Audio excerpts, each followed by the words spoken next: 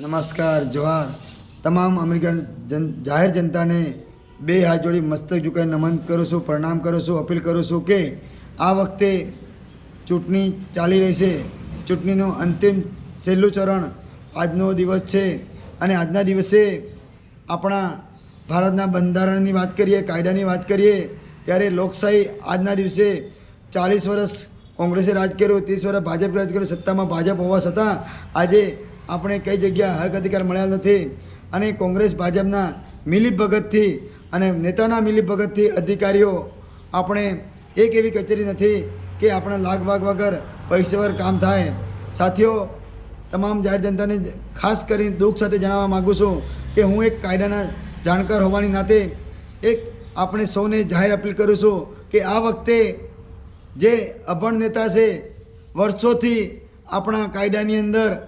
શિક્ષણની વાતો હોય, આરોગ્યની વાતો હોય, રોજગારની વાતો હોય, રોડ રસ્તાની વાતો હોય, નલ સે જલ, ઘર કનેક્શનની, પાણી પીવાની કનેક્શનની વાત હોય કે ઘરનું ઘર હોય કે પછી જલ જંગલ જમીન અધિકારની વાત હોય, તો તમામ અધિકારો આપણા વચ્ચે અભણ નેતા લાવવાથી, અભણ નેતાને મત આપવાથી આપણા અધિકારો આજે નેવે ચડી ગયા છે. અને આજે આપણે સવારે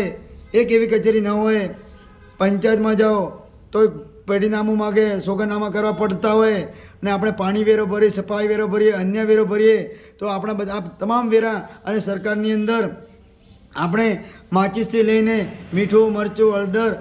ખેતીવાડીના બિયારણની વાત હોય, પેટ્રોલની વાત હોય, ડીઝલની વાત હોય, એમાં તમામ પ્રકારનું આપણે સરકારની અંદર લાખો કરોડોનો ટેક્સ જનતા ચૂકવી રહી છે. અને એ ટેક્સના પૈસે આપણા નેતા, અભણ નેતા આજે આપણે ચૂંટણીની અંદર જે લોભામણી લાલચ આપે છે, લોભામણી લાલચમાં દારૂ, ચવાણું, પૈસા આપીને આપણો કિંમતી અને અમૂલ્ય મત, આપણા હક અધિકારનો મત, આપણે લોકશાહી બચાવવાનો મત આપણે અભણ નેતાને આપવાથી આપણે આજે 40 વર્ષ કોંગ્રેસે રાજ કર્યું, 30 વર્ષથી ભાજપ સત્તામાં છે, આપણને કઈ જગ્યાએ ફાયદો થયો નથી. અને જ્યારે આપણી જોડે આવે છે ત્યારે કહેતા હોય છે કે આ વખતે અમારામાં જોજો. દર વખતે એવું એક શબ્દ વારંવાર રિપીટ કરતા હોય, આ વખતે અમારામાં જોજો, અમને તમે મત આપી જીતાડજો, તમારું કોઈ બી કામ હોય અમે અડધી રાતે કરીશું. તો મારે આ સોશિયલ મીડિયાના માધ્યમથી તમામ જાહેર જનતાને જણાવવા માગું છું કે શું અડધી રાતે કોઈ કામ થાય છે ખરા? અડધી રાતે કઈ એવી સરકારી ઓફિસ ચાલુ રહેશે કે આપણા નેતા આપણને વાયદા આપે છે કે તમારું કામ હોય અડધી રાતે આવજો?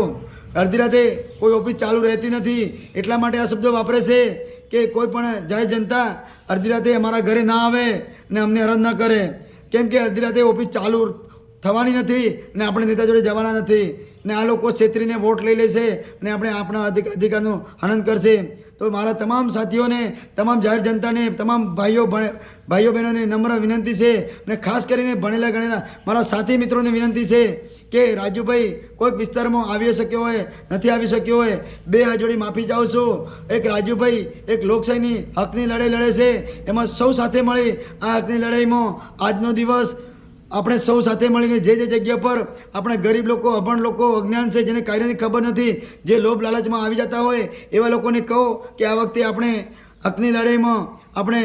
એજ્યુકેશનની અંદર ધ્યાન રાખીએ, લોકશાહીને બચાવવા માટે, આપણા જાતિના દાખલા લેવા માટે, જલ જંગલ જમીન અધિકાર મેળવવા માટે, આપણી પાયાની સુવિધા લેવા માટે, માનવ અધિકાર મૂળભૂત ફરજો લેવા માટે, પાયાની સુવિધા મેળવવા માટે આ વખતે આપણે સૌ સાથે મળી આમ આદમી પાર્ટી સાથે રહીશું. અને આમ આદમી પાર્ટીના આ વખતે